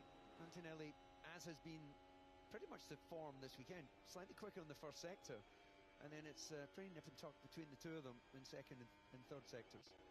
Verstappen still 3rd, 8 seconds clear of Leclerc, but Leclerc should close in on that, and Max doesn't seem to have much left in those hards, so surely Red Bull are going to be looking towards a second pit stop and a late bit of rain or something now, another safety car to bring Max back into play there, because I imagine that'll be a nice target for Leclerc and Russell and Piastri to go and chase him down. And I'm confident going to say there's no rain coming in the remainder of this Grand Prix. Well, prepare your poncho or umbrella if you're watching in the crowd. After that from David Coulthard. It's right in the mix for Grand Prix victory. The ebb and flow of this race that started with a spin for Verstappen on the opening lap, then an early pit stop and a charge all the way through to the race lead. He's been passed by Antonelli and Norris. He's 4 seconds off the back of the driver you're looking at right now, the reigning world champion. Now Leclerc, also a race leader in this one, a long way back, and berating the team on the radio about the strategy that they followed, the fact he wasn't consulted. And Oscar Piastri's immediately on the tail of George Russell, who has openly admitted this is not one of his favourite circuits on the calendar. To compound it, Kimi Antonelli absolutely loves this place. Yeah, Russell wide at the final turn there as well. It's been a little bit of white flag waving this weekend, hasn't it, from George? In wheel-to-wheel battle as well, he doesn't seem like a tiger that you'd expect a championship contender to be, especially with his nearest rivals and his teammates sometimes. Yesterday he was twice ahead of Kimi, let him back through. Absolutely, and I love that expression, white flag waving. I suddenly looked up at the screen because I was looking down at some data and I thought there was a white flag waving on the track. But you're right, to be so vocal on, yeah, this is not a good track for me and I'm not expecting too much. Sometimes you don't want to share everything with everybody. That's before qualifying he said that. I know it was sprint qualifying and the sprint didn't go well, but yeah, he was very open, and the car's body language around just hasn't seemed a little bit defeatist. Norris chasing Antonelli, Piastri chasing Russell. One for Grand Prix victory, one for 5th place. Tells the tale of their weekends. Fifth run, gearbox. I am struggling with the throttle. Did you say gearbox? Yeah. An animated tone, concern over the gearbox. The temperatures that we had earlier this weekend, way up. Now let's see whether we're going to get a change of position. We're on board with Oscar Piastri, originally from Melbourne, racing in Miami and looking for 5th place right now. Lap car ahead gets out the way, and he'll try and do it to turn number 1. No way by right now. Should get a good chance on the exit here, straightens that off, and he could feed the throttle in a little bit quicker than George, who still had a more cornering to do. This is where Leclerc dived past as Russell started recharging. A bit more to offer, though, this time for George on the straight. More energy for George Russell, slightly wide, though, into turn 1. Yeah, in trying to carry that bit more speed to be defensive into 1. He didn't get an obvious lock-up, but he's just opened the steering, and he's going to be vulnerable. Tucked in so close with the high speed, you're still losing downforce as you're sniffing the fumes of the car ahead coming through there. But he's able to stay. I mean, the cars do follow each other much more closely, don't they, this year with the new regs? And Piastri now will get a golden opportunity to make that back up. See the active aero into the straight zone. 3 of them around this racetrack. And Piastri closing in. Huge speed, up to 200 miles per hour. No chance, though, to get by. Still George Russell ahead, as another driver was told about potential rain in the air. Still they tease it on the radio. They are, but so far it hasn't come. And the sort of seesaw of lap time and how it's delivered continues between Antonelli and Norris. Antonelli firmly with an advantage in that first sector, and that's leaving it quite late in the lap for Norris to try and get into that 1 second window. His car certainly seems to be okay. It was quite a panicked voice on the radio, wasn't it? Saying gearbox. I don't know if he said something about the paddle or the upshift paddle. Here's a chance for Piastri. Russell looking out of the car into the mirror. The Australian driver is there. He can hear the V6 turbocharged engine. 1 second for the race lead. 0.2 of a second for 5th place. Piastri's been working for this one. Can he get by? He gets to the inside. And Piastri, 3 laps it took him to get by, but he does so this time. And the McLaren man is up to 5th. Yeah, he was squirrely through 18 and 19. Normally not really considered corners, but when you're running in the dirty air, then it certainly put him a little bit wider. Kimi Antonelli sounded animated on the radio. It's not affected his pace too much last time around. He was quicker than Lando Norris. Norris responds with the fastest first sector of the Grand Prix, though, and he's homing in once again. So, you know what it's like, DC, when you're thinking, I've got a golden opportunity, I'm championship leader, I've just conceived the checkered flag in my head now, but anything that feels off as Russell sends one back again on Piastri, makes it through at 11. Deep into 11, but he gets there and he keeps the car the right side of the white line. It counts, and they're swapping positions once more. These two dual battles going on between McLaren and Mercedes. What can Lando Norris do? A really attacking lap from the world champion, who's got the gap down inside the magical second. He gets overtake mode, he has more power, he can recharge more, and as we go to the hairpin at 17, Piastri is back in front. So can he hold it this time in towards turn one? Antonelli's really slowing actually this time around. He was plenty slower on the last lap, and Norris is gaining and gaining even more as we head down towards the fast stuff, which leads on to the long straight in turn 11. So panic in Antonelli's voice. Problem with the paddles is what I believe he said, and maybe that is coming to fruition now, because suddenly Norris smells blood. Lando Norris trying to charge through and win in the second stint to make that pass on track. His heart would have sunk when he saw that Mercedes had called the strategy right, but he's got the chance now, and Antonelli knows that he's outscoring his nearest rival for the title and teammate. But McLaren will take the encouragement of this weekend that it is a very long season all the way to the end, and they have updated their car to be contenders not only for the sprint race won by Norris yesterday, but also for Grand Prix victory. Piastri stays ahead of Russell, but they still don't have much margin between the two of them. Yeah, it's the twin battles of McLarens and the Mercedes, and crucially, Antonelli is strong as he comes off 16, so it's all happening a bit late for Lando as he comes into the end of turn 17. Very quick in the first sector though, so he's again just nibbled a little bit more out of Antonelli. It's 2/10 towards Norris on this lap, and this is where he suddenly brought the gap down. So is Antonelli harvesting as he come through turn 3, and it means that Norris suddenly gets big closing speeds in towards the high speed. Let's have a look if that is the same on this lap. Doesn't look like it is this time, so maybe that was a bit of a one-off there for Antonelli, who's been quick in terms of his driving. He's been really quick through the high speed so far this weekend. Well, as they battle out front, and then Leclerc's taken half a second a lap, the last few laps out of Verstappen. So within the next 10 or so laps, he's going to be on the gearbox, battling for third place. Kimi Antonelli having his championship credentials examined by the reigning world champion. He's trying to take his title. McLaren had a really tricky time of it in Melbourne. They were well off the pace trying to understand the new power unit. Both of these cars in your picture powered by Mercedes. One, the full works team, one, the reigning constructor champions. And the driver's champion is trying to take another win as well, getting that power down early. My ears are gone, man. Like they're dropping quite a bit. Again, it's just temp, Kimi, just temp. Well, the calming voice of the engineer, the sports psychologist, just calming him down.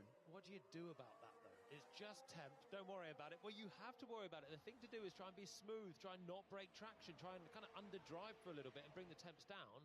The problem, that papaya car that's right in his mirrors, so you can't afford to ease off, and it gets worse before it gets better at this stage. It's almost like, though, you can... There's enough of this Grand Prix left that even if he was to lose the race lead, if it suddenly brought it under control and then he found some performance again, he could come back at it. But, of course, you don't want to give up the lead. It doesn't sound like he does it, when he's coming on the radio? Certainly sounds frantic, and the McLaren gets closer and closer. This is as tight as it's been coming out of turn 8, which is your real crunch point. I agree, it could be a new lease of life. That's the good thing about this, and Verstappen's managing to find a little bit more pace as well, and third place looks like it's still a long shot, but possible as Norris closes in. Norris trying to make the McLaren as large as possible in the mirrors of Antonelli. You can see this part of the circuit, Mercedes moving around a lot. We go on board with the world champion, with the driver chasing down, hoping become the first non-Mercedes driver to win a Grand Prix in 2026. A hugely updated McLaren. The first thing he said on the radio when he won yesterday was a thank you to the team for updating the car, and Lando Norris is the closest that he's been since he lost the position to Antonelli. He gets that overtake mode once again for more power, for more energy around this lap, and he'll be deploying it. Antonelli really under big pressure now. The McLaren looks so good. It has done every time we've jumped on board with Norris through the race. It's direct on the entry, but he's not fighting the oversteer. He's not currently having the temperature issues. You can see him picking up that entry, whereas Antonelli's struggling to rotate the car, and it means that Norris can square off the corner and get on the gas a little bit sooner as well. And tellingly, you can see in this high-speed section, he's just on a slightly shallower line. It just doesn't look as if the car is quite so loose. You put less energy through the tyres as well when you do things more in a straight line, and you're not trying to hang on to it on the exits. Of course, when you are in this dirty air, you inherently will slide around a little bit more because you've got less downforce. But for now, I think Norris is still well in control of that McLaren in second. Oliver Behrman is putting pressure on Alex Albon for the final point available. Here's the Blue Williams ahead of the shot that we're riding on board with Ollie Behrman. Is that some plastic that's been picked up on the rear wing? Maybe some debris, a tear-off from a visor? Looks like a tear-off, doesn't it? It's there on the... See if it detaches when they open the rear wing. No, it looks like it's well and truly caught there. That might be affecting a little bit the attachment of the airflow in the rear wing.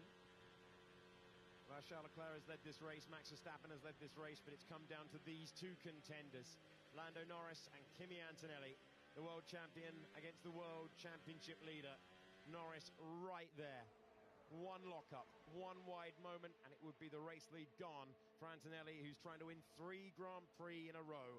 Something that Oscar Piastri was able to do, and how reminiscent is this season to last. When all the talk was Lando at the start last year, it was Oscar Piastri who did the early winning. All the talk was of George Russell at the start of the campaign. Could it be 3 in a row for Antonelli? Here's the man trying to change it. He's close once again through this section at the end of sector 1. Picking a downshift through turn 4. Head bobbing as the airflow, and he rumbles over some curbs as well. Still with the look at the race lead, but he's just tantalizingly probably 1 car length further away to then have the big chance of deploying energy and having the overspeed. He's so close, but as yet Antonelli is keeping it clean, and this is kind of uncharted territory as well, isn't it, for Kimi? 2-time Grand Prix winner. He won in China, but he had the pace in China, and he was away, and he had a big lockup, but he kind of caught only himself out. There was no one there to put him under pressure. In Japan, he absolutely dropped the field after the safety car. He's not won a Grand Prix yet with a world champion on his tail, and it's a different kind of pressure. Yeah, and also, as we know, he's obviously had some sort of concern over his gear change or the paddles on the back of the steering wheel, but he's been handling the pressure fantastically well.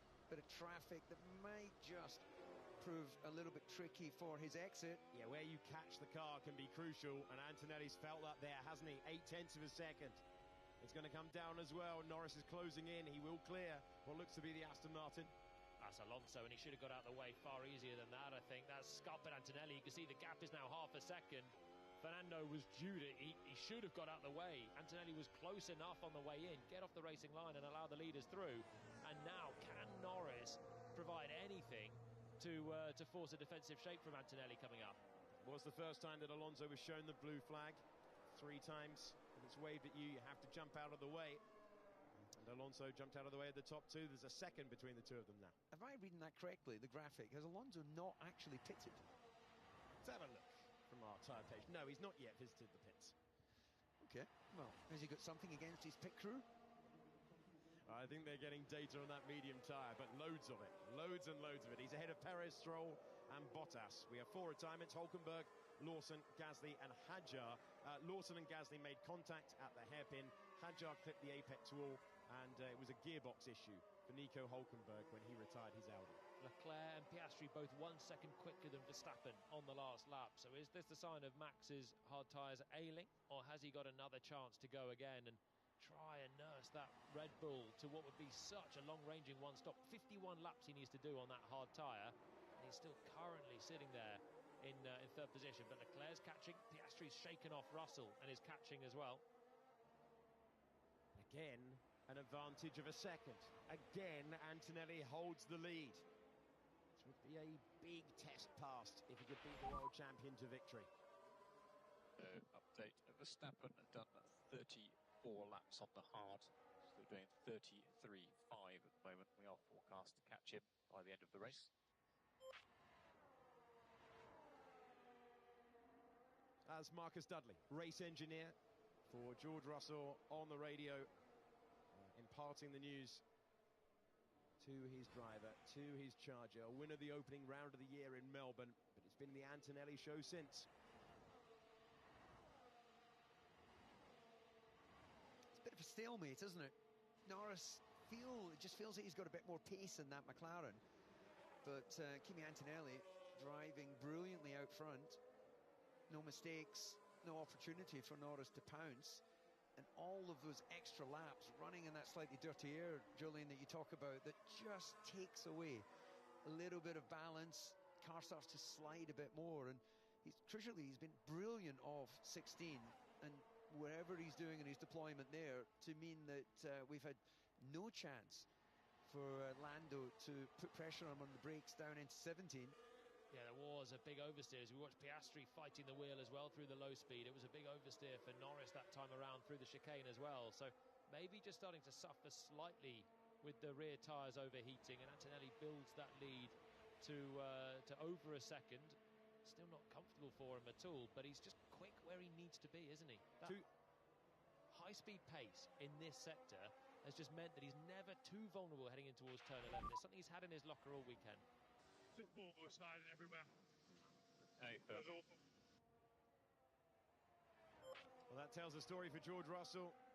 So often in this Grand Prix, we've seen Norris have a good lap, Antonelli respond.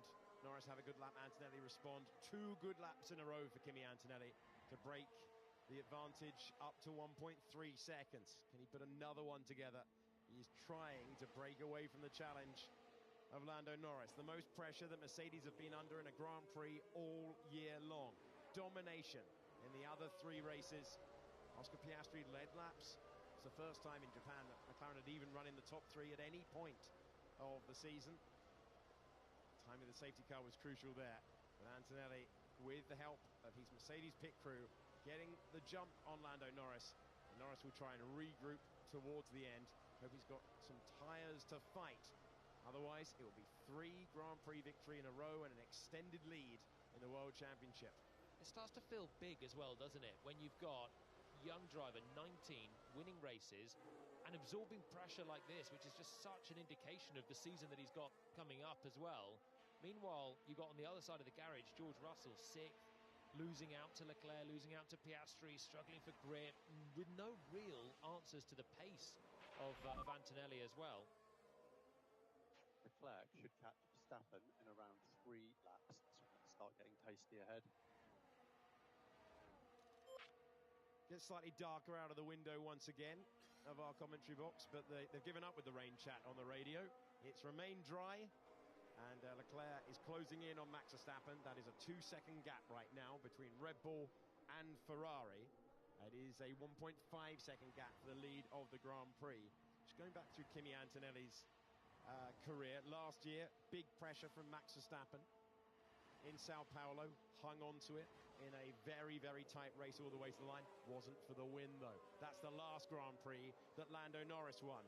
He won twice in Formula 2, not chased home. So I reckon the last time that Kimi Antonelli was under this much pressure for a win was 2023, when he wasn't in Formula 3 because he was rushed through the junior ladder so far. That would be Formula Regional, the last time that Kimi Antonelli was made to sweat like this. And it has been hot and humid in Miami, but that's what happens if you believe in a driver and you elevate them immediately to a top team capable of Grand Prix victory. How he is seizing his chance in his 2nd season. Yeah, it's brilliant. Absolutely. We've heard it from Toto Wolff for some time, saying that he's a work in progress. Well, it's the progress has been fast, and yeah, he's earned the right to be out front as Norris drops back now, takes the pressure off him. It's 28 seconds between Antonelli and Russell. There's been in the safety car for a good chunk of this as well. There's still 12 laps to go, so there has been quite a gulf between the two of them, and there will be in the championship. As things stand, it'll be almost a full race win that Antonelli will go ahead with all the momentum. It's early days, but when you are in the championship, with the championship pressures, I guess you're way better positioned to answer this one, DC, but the feeling is different, the questions are different when you turn up to the next race. 100%, and I know this is just one race, the fourth race of the season, a long season, but the debrief, once all the celebrations is done, and this Grand Prix is not over, but once all the celebrations done and you're sitting there with the engineers, George will be looking and going, how can he do that lap time? What have I got to change in my armoury to challenge this guy? There will be circuits that I'm going to be better at, that's just the ebb and flow. But as you say, he's eked out a comfortable, if the race finishes as we're looking now, a comfortable gap, and that could be crucial. As will the points that Russell didn't scoop up in Japan as well, where he didn't get on the podium in what was clearly the fastest car at that point. So needs to regroup. Watch track limits, please. He's gone off at least twice now.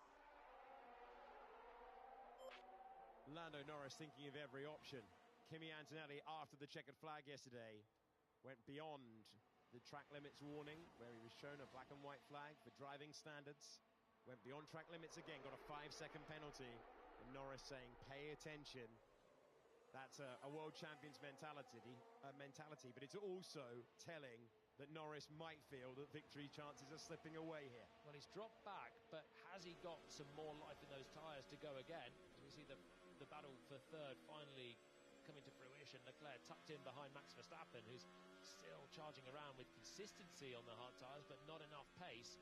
The one that I saw pop up was Norris before on track limits, but now he's radioed it in. One for Antonelli as well, so he's absolutely right. Turn 11 on the last lap, but I haven't seen too many of them, unlike the sprint yesterday. 4 for a penalty. 4 for a penalty. Remember, Antonelli was using a lot of the road, being reassured by Pete Bonington on the radio. It was just the tyre temperatures that were high, that he still had the grip from the Pirellis, not tearing through the actual compound like you get at other circuits. We have a second strike for track limits, so no more, Kimi, no more. Easy. Easy as you like. Try and keep the world champion behind, keep it within the white lines. And he's built a gap of 2.1 seconds. Well, it's absolutely fair enough, and he'll know it. He'll know this track, he'll know where the white lines lie and where the mistakes are being made, but just they haven't been obvious to us. We haven't seen him go beyond those track limits, as Charles Leclerc is going to get a chance if he chooses in the braking zone. He's waiting, and he knows that he has the advantage of fresher tyres. He's had these hards on for 24 laps. Max Verstappen had these tyres on for 39, and Verstappen will do everything he can, but it's not enough in the end. They rolled the dice on the strategy. It gave him the race lead, but he's got nothing to fight with, and Charles Leclerc's eventful day is heading to the podium after that pass. He's a long way off Antonelli and Norris, and that's getting closer. Oh, that's brilliant around the outside. Do we think that Max Verstappen would give up? Maybe momentarily. He refused to yield. And no, I didn't get caught out. Quiet. Well, look, it's, I think, delaying the inevitable. That underlying pace of the Ferrari is so strong. That's going to help Piastri as well, as here comes Leclerc. This time he has the advantage, and Verstappen's going to be as late as possible on the brakes. The Ferrari driver gets through, even when he's got ancient tyres on the car. Max Verstappen finds a way to surprise us, and the Ferrari gets back. 1.7 seconds, 1.6 seconds. Grand Prix win still in the balance. He's having fun this weekend, isn't he, Max? This is so much better for him than trying to hustle the back of Pierre Gasly's Alpine on the last laps in Japan. He's back fighting with the big guns. And that was a great move. It caught Charles Leclerc out as much as it caught you out, I think, there in towards turn 4. They both scooped it up just in the nick of time. No denial. That's the joy of live TV. Kimi Antonelli talking about the downshifts, keeping an eye on the problem. So the team admit there is a problem with the car. Norris will try and leave some tyres in. Yellow flag is out. No one's static on our driver tracker right now. Yellow flag withdrawn. Oscar Piastri putting the big pressure on Max Verstappen. That's the incentive I want to hear if I'm Lando. I want my engineer now to tell me Kimi's out there, he's got a few downshift problems, even if it's not costing him huge lap time. Give me some incentive to go and chase that Mercedes down. And it was half a second on the last lap. So much curb being taken by Oscar Piastri out of turn 8. Super impressive, isn't it? The different designs of rear wings. You know, it's like a gaping hole there when they have this new rear wing open up on the Red Bull. And you'll see very obvious difference to that of the McLaren. So Norris brought a lot of pace on the last lap. Very even on this tour of the circuit. You can see the difference in grip between old hard tyres and slightly fresher ones. Piastri climbing all over the back of the Red Bull now. Russell's behind as well, and we'll get a shot, assuming Piastri's going to clear Verstappen at this time of asking, and I don't think Max has got anything left to fight. But there's George in the background, so that's the gap that the other Mercedes has got to make up. Verstappen trying to hang it around the outside. Loved a late braking move so far this weekend, but Piastri takes P4, and the McLaren driver improves. He's, for reference, 2.1 seconds away from the final place on the podium. Yeah, look, Max just is not in his nature to go, okay, I'm going to just accept the inevitable. He fights for every piece of tarmac. I think he's going to be too far back to do a surprise on Piastri like he did on Leclerc. But keep your eyes peeled, Alex, just in case. Oh, you don't need to remind me. Yeah, you can see the Red Bull just visibly wider on that long entry towards Apex, a bit wider as well. Those tyres are just shot. Yeah, I wondered if they might two-stop him when they realised Antonelli and Norris came out and blasted straight past. There is not a match, but I guess now it's just whether he can cling on to that fifth place ahead of Russell. Hamilton's having a difficult day and is 5 seconds back from Russell. That should be at least achievable for Verstappen. With the gap between Norris and Leclerc, I wonder what a two-stop might have looked like for Verstappen, charging, looking forwards once again, rather than just having this defensive drive on the old tyres. Well, they tried something different after a very unusual moment where Verstappen spun at the start. Charles Leclerc nearly hit into the first corner, nearly hit into the second corner. It looks like he's going to take his place on the podium. Ferrari updating the car significantly. It would be a third podium of the season for Charles Leclerc. They're just a step back behind a rejuvenated McLaren. They'll chase Mercedes all the way home. Kimi Antonelli is keeping Norris on the end of the jab at the moment. Yeah, keeping Mercedes absolutely honest. And looking at Russell's performance actually relative to Antonelli, it makes you think how much of this it's just the Antonelli difference. You know, we talk often about Max making the difference over the performance of the car. Are we witnessing Antonelli's brilliance actually give Mercedes a potential victory? 7 laps will decide, out of what actually was McLaren's circuit. Well, when there's 33 seconds now between the two of them, this is certainly a showcase for Antonelli's talent this weekend. Montreal's always been a good circuit for Mercedes. It's been a great circuit for Russell. He won there last year, and it will be a good opportunity for him to kind of stop the rot now and turn it around and get some momentum back into his season. But Antonelli will be turning up there at this rate, brimming with confidence and having a healthy cushion. Russell, I feel like Russell needs to clear Verstappen, just get another couple of points and take something more out of this weekend. He's closing. Fernando Alonso is having some fun for the first time this season. He's got soft tyres on the car, went super long on the medium. He's had soft tyres on for a couple of laps. Antonelli's got the gap up to 2 seconds. Saw a lock-up for Antonelli at the hairpin in China late on. Whilst he has unbelievable talent, he will be counting off the laps, and it will be a significant moment. We always look for narratives in the commentary box, but the championship leader beating the world champion in a straight fight certainly feels like another feather in Antonelli's cap, and he'll extend his advantage over George Russell. And there have been mitigating circumstances for George Russell. Earlier in the season in China, he had an issue in qualifying, didn't have a clean run there. Timing of the safety car. He was really in the battle for the win before the timing of the safety car. This has been pure performance for Kimi Antonelli. Russell radioing in feedback that it feels better, presumably so the team can see something on the data and maybe find a tyre temperature window or something that the car's sort of come back to life for him just for learning in the next events. Yeah, and Kimi got out of the car yesterday. It was a half-an-hour sprint, and he looked like he'd done a Grand Prix. He looked so, visibly. It was a sweaty day. He looked tired, didn't he? Yeah. No, I think we're all a bit nervous that would be sort of conditions they would do the Grand Prix in, but track temperatures full 14 degrees lower, clearly overcast here, so more comfortable conditions.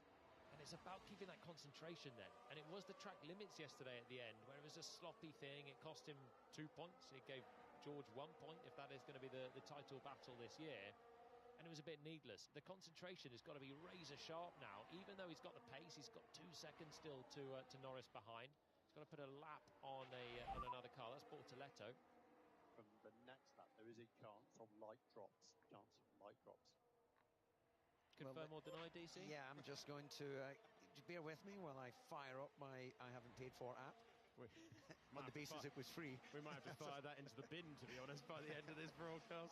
There is no rain coming, gentlemen. So what I was about to say, though, before the engineer updated from the pit wall, the body language of the cars is great. They look quick. I think that we've had this little break. We've come back. This has been, for me, an overwhelmingly positive display from Formula One. It's been a lot of fun, hasn't it? The drivers are enjoying it a lot more. You can see Norris there with a little bit of squirm on the rear end as he's getting on the gas. He's still getting a massive kick up the back as a driver. The torque delivery is huge, but the energy is being harvested a little bit more easier. The tweaks to the reg seem to have worked. The competitive order has shuffled around like we were promised it would, with upgrades coming on so many cars. And it's been a lot of fun to watch, and we're 5 laps away from the end, and we've still got a McLaren chasing a Mercedes. It's not the Noah's Ark 2x2 that it was so often with a bigger field spread. It's tightened up the whole way through, and it's been a really, really fascinating weekend. Yeah, it's been a great event, and thankfully the rain has held off. We've got Verstappen full second slower than Russell on the last lap, so within the next couple of laps Russell's going to be in that battle, and like you were saying, Julian, he desperately needs to sort of damage limitation and the overall points haul to his teammate. It's about finding that performance. Kimi Antonelli was not too far away from George Russell last year. It was Antonelli's first ever Grand Prix podium. There will be a lot at stake when we go to Montreal, the Canadian Grand Prix. Here's Alonso versus Perez on the left-hand side of your picture. And Alonso, is he leaving room? Could he slow it down? He's yes. By, and he gets through to 50. Well, that is encouraging for Aston Martin. They're in the race, battling with Cadillac, who has to credit where it's due. They've done a really solid job bringing an entirely new team to Grand Prix racing and a major regulation change. At least they can race together as well. 40 seconds away from those ahead, but it's encouraging steps for both of those teams. Guys, I do have a correspondent. South Beach, Miami, says it's absolutely hammering it down there and it's heading this way. 4 laps to go. What is that as a crow flies? Probably about, 15 kilometres away? I think so. It could yet spice up the end of the Grand Prix. Palmer has contacts everywhere. You know this. Well, for our audience who've never been to Miami before, South Beach is party central, and it sounds very much that Julian's got a hot date with a cold drink down South Beach after the Grand Prix. It's been a very entertaining weekend here in Miami. Kimi Antonelli continues to keep Norris at bay. Piastri has got that gap down from 2 seconds to 1.3. So the final step on the podium is still up for grabs, and any lock-up. There are, in the opening corners, a lot of runoff area. Other corners like 14 and 15, as Isaac Hadjar found, not much room for error. Norris has the fastest lap, but he does not have the chance anywhere near he'd want. 2.3 seconds away, but climbing up to 4th in the drivers' standings. McLaren in a much better place and a long way to go in the World Championship. For Kimi Antonelli, one of the things he would have been worrying about is coming across lap traffic ahead. who were battling. He's gone through Bortoleto and Ocon, who are having a scrap for 12th position. That battle has elongated. Norris has gone through as well. It is single cars that he's trying to get by. And here is Max Verstappen and George Russell. Verstappen having a much more encouraging Grand Prix weekend. That front row especially will give Red Bull hope that they can fight later into the campaign. Russell just trying to get extra points for his championship tally. Yeah, well, he's going to be ideally placed out of 16. We've seen Mercedes has been particularly strong there, a much shallower line as he drives the power on that long back straight. So he pulls a rip off from his visor as well. Will he be brave on the brakes, or will he wait for the run down to turn one? Well, unsurprisingly, Max gives him the, well, not on my watch into that corner. Russell tries to come back. The left-hand side of your picture. Third place in the Miami Grand Prix, going all the way to the end. Piastri really attacking. Not as much as Russell, though. It will be late on the brakes of Verstappen. And he still hangs on to it on those old hard tyres. You've got 2 laps to pass someone. That's someone you do not want to be Max Verstappen, because even on old tyres, derating into the corner, he is happy to fire it back down the inside. He'll catch everyone out. Yeah, damage on the front wing end plate of Russell. You can see it sparking there. Did he just clip the rear of Verstappen? And in terms of, yeah, look, you can see there's he's had some contact in that front wing end plate. Yes, hanging low. I think he hit my tire. I think he did. That's scraping along the floor. Won't cause a huge amount of trouble. Does it become detached, though, would be the worry for George. On board with Piastri, trying to take a place on the podium, left-hand side of your picture. The battle for 5th position with Russell with that damage to the front wing. Yeah, Russell will be okay with that because he's so close to the end of the race. I don't think they'll have time to call him in to change it. One more lap after this, and here's the podium fight.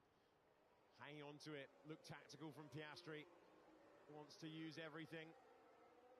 Going across the line. And the McLaren's chasing the Ferrari all the way to the end on the penultimate tour of the race. Russell dives down the inside and clears Verstappen. Piastri too far back into turn 1. No, he doesn't clear him because Verstappen comes back. Verstappen fights back, he's still P5. I thought it was too easy when he slid down the inside. Yeah. We'll put a big sign on the combox wall that says Verstappen's going to lunge again into the next corner. Late on the brakes once more and hanging on to 5th place, Max Verstappen, who is looking for what would be his best Grand Prix result of the year. Yeah, and also shout out to Carlo Pinto, only 11 seconds behind Hamilton, having his best race. We see a problem with the rear wing dropping out. So just be careful of it everywhere. Dropping out, that could mean a number of different things. Julian, you're going to explain to us what they are. The active aero potentially, that moving element in 3 zones of the racetrack. Charles Leclerc using a lot of the racetrack right now, trying to keep Oscar Piastri behind. Yeah, it sounds like he's just losing rear load, and if you commit to a corner as if you've got it fully there and it's not there, you're going to be pointing backwards into a barrier pretty soon. So battles everywhere. Norris has got 24 seconds to cruise home for a 2nd place. Who will join him in 3rd? Because this is one of the final chances that Piastri will get. This and one more lap. Will Piastri go for it? They are still on the penultimate lap. The top 2 find themselves on the final lap of the Grand Prix. Piastri gets by. Is there any energy for the Ferrari to use? That was an attacking stint for Piastri. Russell versus Verstappen, the left-hand side of your picture as they go to the hairpin at turn 17. Does the Red Bull reappear? Not this time. It's 5th place for George Russell. It's 3rd place for Oscar Piastri. And it's Kimi Antonelli heading to turn 11. Oh, Charles Leclerc spins at the end. Does he keep it out of the barriers? He does. What a dramatic day he has had. A spin on the opening lap, a spin on the final lap, and both times the drivers kept it out of the wall. Yeah, absolutely fantastic, but he's running wide. There's a big issue with the car. What is it? And he's losing positions all the time. He's trying to take it back all the way to the end. A Grand Prix with action all the way through. Wonder if he's got a puncture or something. Charles Leclerc, he was already fighting the car as Piastri came back through. Charles Leclerc is heading to turn 10. He's got Russell and Verstappen not too far away from him. But for Kimi Antonelli, Another dream day. If you want the crown, you have to beat the champion. The test is passed, and it's 3 Grand Prix victories in a row for Kimi Antonelli. Kimi Antonelli wins the Miami Grand Prix. Lando Norris with a strong second place. Oscar Piastri will put 2 McLarens on the podium, and can George Russell get up to the back in time to pass Charles Leclerc, who's limping home, and I don't think he's going to be able to get there in 4th position, because we're on board with Russell and he's got the Ferrari ahead. Here's the 3rd place man. It's Piastri over the line in 3rd, but who will be 4th? Russell closing in. He gets by at the final corner. Contact. Very close to contact. Russell tries to get the power down. He gets past. He goes through, and George Russell takes 4th place with a damaged front wing. Can the Ferrari get there, or will it be Verstappen? Verstappen takes 5th on the line, and Charles Leclerc goes from the podium to 6th place. Hamilton will be in 7th. Colapinto will be in 8th, and it will be points for the Williams pair of Sainz and Albon. They're all behind this man. Get in there, Kimi. Had to work for that one today, mate. But what a great drive. Yes! Woo! Man, what a race! What a race, man! Woo! Oh my God! Very exciting. Well, I think Antonelli earned his stripes, and there's his father there. The pride he must feel, the adrenaline he must feel. But what a performance. And I think, well, Formula One was also the winner today. That was a great Grand Prix. What a race. 2 hobbled cars trying to fight it through. Russell with his front wing dangling. Leclerc, so this is the spin.